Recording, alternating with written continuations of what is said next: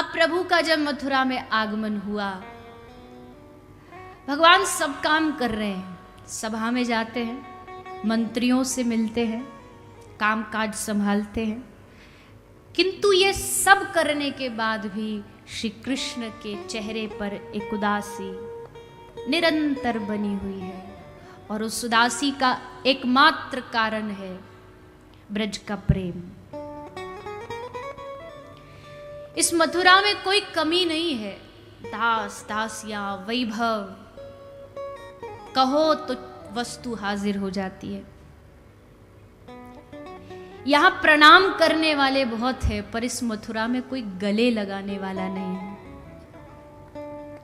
एक दिन माता देवकी कृष्ण के लिए सुंदर भोजन की थाली तैयार करके लाती है, कृष्ण के सामने रख देती है। कृष्ण भोजन करने ही वाले थे, जैसे दृष्टि थाली पर गई, आंखें भर गई, नेत्र आंसुओं से भर गए और थाली छोड़ करके श्री कृष्ण उठ करके भागे कि कोई मेरे आंखों के आंसुओं को देख न पाए।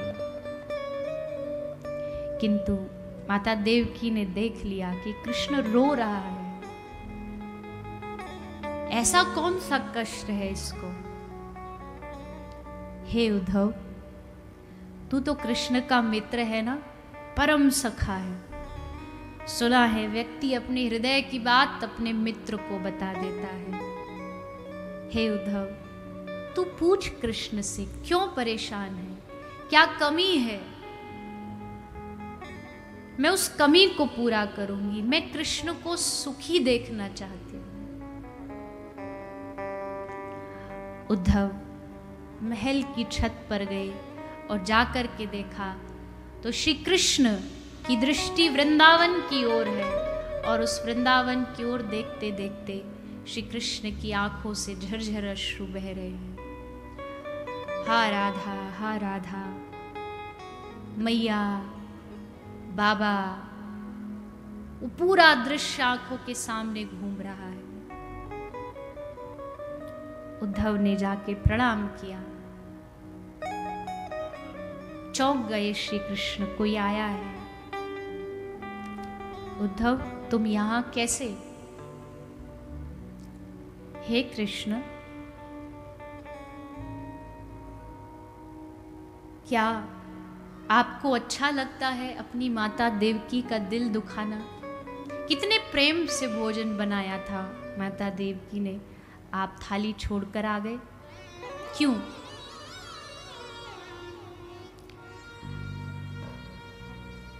हे उद्धव, क्या बताऊं? मैं जानता हूं मेरी माता देवकी ने प्रेम से भोजन बनाया मेरे लिए, व्यंजन बनाए, मैं उनके प्रेम का सम्मान करता हूं। पर उद्धव, उस थाली में एक कटोरी में माखन रखा था और बस माखन देखते ही मुझे अपनी ब्रज की सारी स्मृति आ गई। मैं कैसे एक कटोरी माखन के लिए भागता था। मेरी माँ यशोदा लाखों नौकर चाकर होने के बाद भी प्रातःकाल उठ जाती, उसे पूरी रात नींद नहीं आती थी। इस सुबह कन्हैया उठते ही माखन मांगेगा। क्या बताऊं? उस माखन को देखते ही ब्रज की याद आ गई। अरे कृष्ण, आप ब्रज को भूल क्यों नहीं जाते? क्या है ऐसा ब्रज में जो आप उसी को याद करते रहते हैं? मथुरा में कोई कमी है आपके लिए? हाँ, कोई कमी नहीं है। पर उद्धव, मैं तुझे कैसे समझाऊं? ये प्रेम का पाठ कैसे तुझे बताऊं कि उधो मोहे ब्रज बिसरत नाही। ऐसा नहीं कि मैंने प्रयास नहीं किया उद्धव, कईयों बार प्रयास किया, पर जैसे प्रयास करता हूं, आंखें बंद करता हूं, आंखें बंद करते ही मुझे उस रोती हुई गैया के उस बछड़े की याद आ जाती है, जो रोते रोते मुझसे पूछ रहा था कि हे कृष्ण, तुम वापस कब आओगे? क्यों जा रहे हो? हे कृष्ण, तुम्हारे बिना हमारा जीवन निष्प्राण है। कैसे श्वास लेंगे हम ब्रजवासी, कैसे जिएंगे हम ब्रजवासी। मैं कैसे भुला दूं उस प्रेम को उद्धव। एक रात, एक समय का भोजन ना करूं तो मैया पूरी रात जागती थी, सारे ब्रज के वैदों को बुला लेती थी। मेरे कन्हैया को कुछ हो गया, मेरे लाला को कुछ हो गया, कैसे भुलाऊं।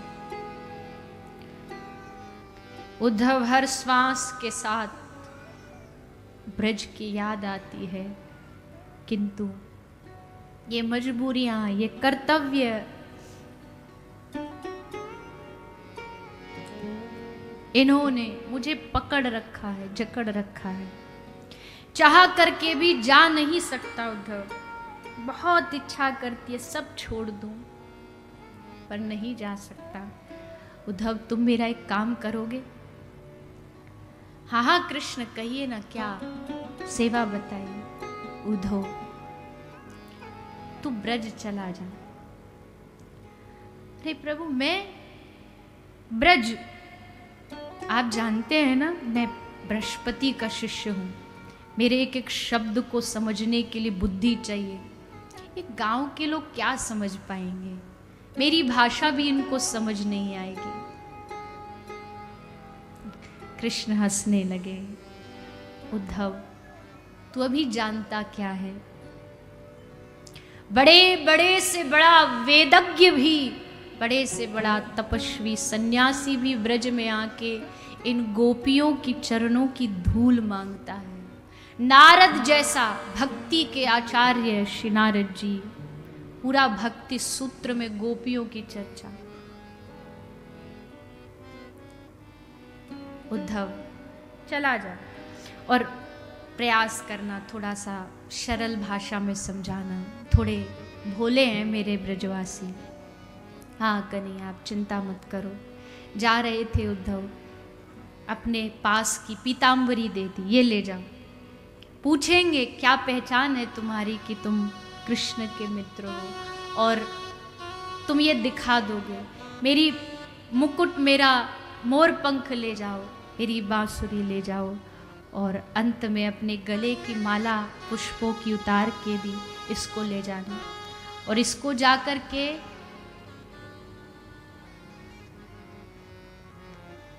राधा को सुंघा देना, क्योंकि वो बावरी है। वो यमुना के किसी घाट पर मूर्छित पड़ी होगी, उसको होश में लाना आसान नहीं है। जब मेरी सुगंधी उसके नासिकाग्र से जाएगी, तब वो समझेगी कि कृष्ण आ गया। इस माला को राधा को दे देना। श्री उद्धव जी चल पड़े कृष्ण के रथ को लेकर के ब्रज की ओर, वृंदावन की ओर प्रवेश कर रहे हैं ब्रज में। लेकिन ये क्या, यहाँ तो मैंने सुना था कि ब्रज में बड़ा उत्साह है, लोग नाचते हैं, गाते हैं। यहाँ तो सब कुछ वीरान है, और वीरान हो भी क्यों ना, हम सबका प्राण जो चला गया। बड़ा प्यारा प्रसंग है, अगर इसमें प्रवेश कर गए तो फिर निकल नहीं पाएंगे, क्योंकि यशोदा मैया से मिले हैं उद्धव। वो बस बैठी बैठी तकिए को लोरी गा के सुलाती रहती है, लाला सो जा, अरे तू कल भी नहीं सोया, सो जा। नंद बाबा, आप, इनका क्या काम धंधा है? उद्धव ने पूछा, बाबा आप क्या करते हैं, आपका काम क्या है? बाबा ने कहा, स्मरताम कृष्ण वीर्यानि। हे उद्धव, मैं कृष्ण को याद करता हूं, बस यही मेरा काम है। और मैं ही नहीं, पूरे ब्रज का एक ही काम है, कोई काम धंधा नहीं है हमारे पास, बस बैठ करके कृष्ण की चर्चा, कृष्ण कथा का गान, बस यही करते हैं। गोपियों के पास उद्धव गए, यमुना के घाट पर देखा तो बावरियों का झुंड लगा है। प्रेमी और पागल में कोई फर्क नहीं होता। प्रेमी भी पागल ही होता है, पर वो प्रेम में पागल होता है। कभी हंसता है, कभी रोता है, कभी चिल्लाता है, कभी बेहोश हो जाता है।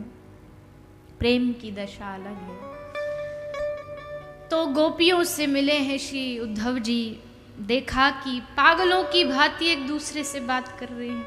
एक गोपी चौक लेकर के लिख रही है 1 जमा 1 बराबर 1, 1 जमा 1 बराबर 1। अब उद्धव तो बुद्धि वाला है, तो उद्धव ने रोका, अरे गोपी तू जानती है ये गणित क्या होता है? गणित में 1 जमा 1 बराबर 2 होता है, 1 नहीं होता। तो गोपी हंस के कहती, उद्धव तेरे गणित में 1 जमा 1 बराबर 2 होता होगा, हमारे गणित में तो 1 जमा 1 बराबर 1 ही होता है। क्यों? जब यहाँ प्रेमी और प्रियतम मिल जाता है तब 2 नहीं बचते, 1 ही बचता है। जब मैं था तो प्रभु नहीं, और जब प्रभु तो मैं नाही।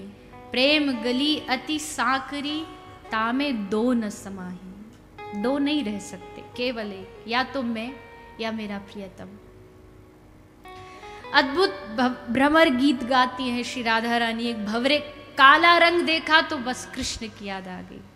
अरे भंवरा, तू जरूर उसी का यार है, उसी ने तुझे भेजा, तभी तू मेरे चरणों में बैठा है। माफी मांग रहा, जा, नहीं माफ करेंगी तुम।